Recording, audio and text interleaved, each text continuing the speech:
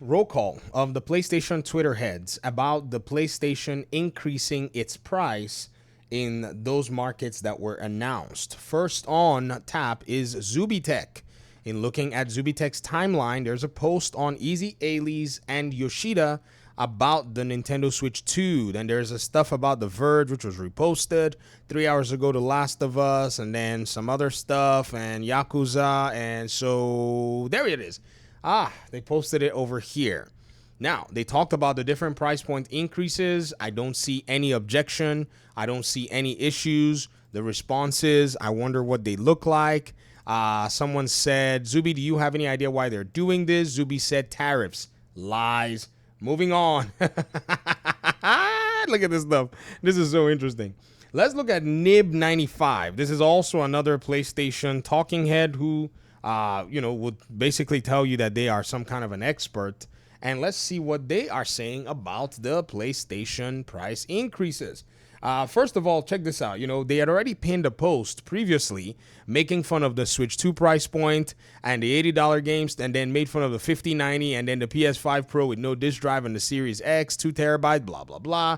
Let's see what they have. 13th Marathon, nothing. So nothing about the PlayStation hardware price increases. Now, I'm not saying this to shame them. I'm saying this to point out their silence on something like this, because I want to ask the question, does PlayStation, or how has PlayStation even earned your money, and what audacity do they have to ask for more money for their hardware? Is a PlayStation 5 worth the increase in these regions when on tap on the market you have Xbox, who is given a better value proposition? The answer is simply no. PlayStation is basically taking advantage of the news and the conversation to raise its prices, because if they were talking about tariffs, why are the prices not being raised in the United States? Isn't the United States the country that put the tariffs on these other places? Or are these people trying to say or insinuate, like Zubitech put there in his response, tariffs, that somehow the tariffs that have been levied upon those countries where possibly PlayStation consoles could be manufactured is being offset by the rest of the world? Man, that's a very wild claim. That's a huge leap, because if we look at NA, US, I could argue that there's a huge population of PlayStation gamers out here who have basically subsidized the rest of the world. I mean, we could throw that out there, but we're not going to do that. That's speculation. However, what we're going to do is we're going to take a calculator to Game Pass so that we can see value in its most raw form. You know what I mean? Like when you say, is there a value proposition here?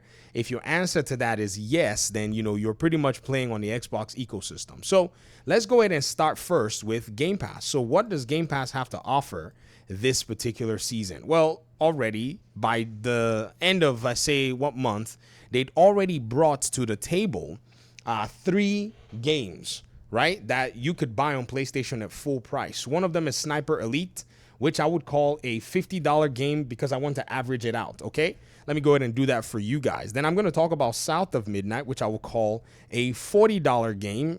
Let's just average it at $39.99, okay? And then let's go ahead and do the other one, the Atom Fall. Right, yes, that game, Atom Fall. Let's go ahead and call that. They wanted $60 for that game, but let's say you want to be savvy and you want to follow the VG route. Somebody called me broke boy today because I was telling people about value, and I was like, all right, let's just say I'm broke, whatever. $139. Interesting. Then Claire Obscure is coming very soon as well.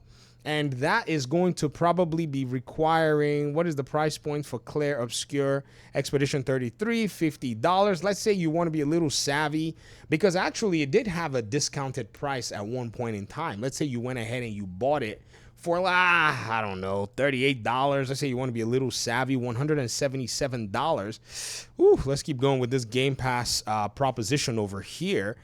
Commandos is coming pretty soon. Interesting stuff. How much do they want for Commandos? Let's see what it is that they're asking. They're asking $49.99. Now, would you play Commandos? I don't know, but I'm just putting the value proposition out here. So you get to choose from the buffet what it is that you want. Let's say for Commandos, you're like, you know what? This is probably going to be a real-time strategy game. I don't know if I'm going to be too keen, but I want to play it anyways. $207. I'm basically slashing prices. Like, you know what I mean? Like, I'm slashing costs that you will get for $20. I'm literally discounting it on the fly, even though I have no right to. I'm taking the most conservative methodology to pretty much go ahead and add up what the value proposition is going to look like for you. Then let's talk about Doom: The Dark Ages. Okay, that's Doom, $50. Let's talk about the other Tony Hawk's game that's coming. That's Tony Hawk's. I don't play skater games, but let's just say $38. At this point in time, Xbox has given you about $300 worth of video games, and you're just still sitting in June with VG's own custom discount on top of it. Yet, somewhere, somehow, these folk are not going to say anything about PlayStation upping their prices. For those of you who have been talking about Nintendo and me and all of that, do you see exactly what it is that I'm talking about? I know people will say, oh, what people consider value is, subjective and stuff. I know, I agree with you. However, the crazy thing about Game Pass is a lot of the games that are on Game Pass, they're on PlayStation as well. So, however anybody wants to actually consider those games' value on PlayStation to buy them on PlayStation and pay that premium, it's funny because Xbox gives you the better value on those games. This is the differential we've been talking about, because some people somebody said to me today, they said this generation, Xbox and PlayStation both have not released, any new games that people like. And I'm like, shh, quiet. Because I can see that you're not looking at the pre-order side of things. This pre-order list is the biggest in this image right here is not going to go away. It's the biggest indictment to exactly the lie that statement is. I'm not showing you the comment. I don't want to throw anybody under the bus this evening. I'm in a good mood. Okay? Because if you say there have been no new games, from where I'm sitting, I can already count 2 on the Xbox side that PlayStation players are wanting that qualify as new games from this shot. If I scroll down, it's 3. Do you see that?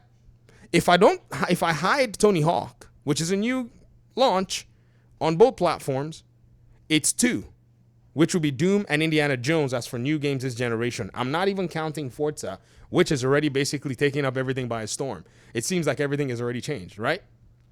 But then if I scroll down, I see Tony Hawk lurking in the corner. So the reality here now is a lot of these folk that have basically, in some sense, thought themselves really, funny in trying to clown Xbox and the proposition and such, they're quiet. Saying things like tariffs as the reason why they're doing it. This is why this Robert Williams person asked and said, then why is the price not going up in USA? Interesting stuff. This person said inflation. They tell you in the blog post. I read the blog post. The funny thing is, inflation is also affecting the customers. Could it be that Xbox is already on tap and ready to basically address inflation from the perspective of saying, you know what? Stay in our ecosystem. Let's get you, sorted out. Give us the money that you feel you can give us with these 2 options available to you. Option number 1, $20. Option number 2, $59.99. But that $20 comes with hundreds of dollars worth of video games if you include VG's custom discount. Everybody knows that this is common sense.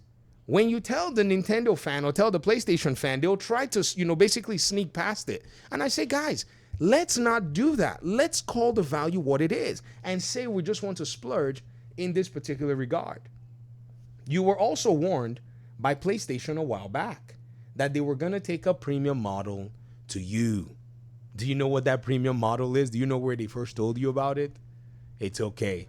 I'm going to make another video on it, and I'm happy to do so. We'll cut this video here. We'll keep the calculator down for now. Hopefully once in a while we'll bring it out again. Talk to me in the comment section. Thanks for watching. Peace out.